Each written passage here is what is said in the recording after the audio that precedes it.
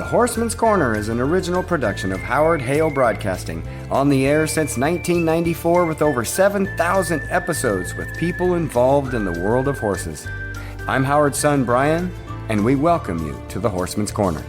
Good morning, everybody. This is Van Hargis with Van Hargis Horsemanship, and welcome to the Ranch Road. We have a lot of students that come out to the ranch, and oftentimes in their applications, one of the first things they do to lend themselves some sort of credibility is tell me two things. I've been around horses my whole life.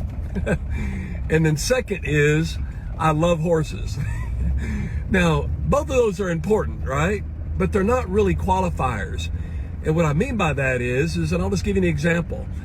My entire adult life, I've owned a welder because a lot of our equipment out here at the ranch is metal. We've got pipe and sucker rod fencing for our horses. We've got a lot of metal things that we fix and we repair. And even though I've owned a welder my entire adult life, I would never insult the welder by calling myself a welder, even though I've owned one. When I mention that to my students is that I'm not interested in how long you've been doing it. What I'm really interested in is how well you've performed while doing it. Have you developed your skills enough to where you are making progress toward becoming the horseman that you want to be?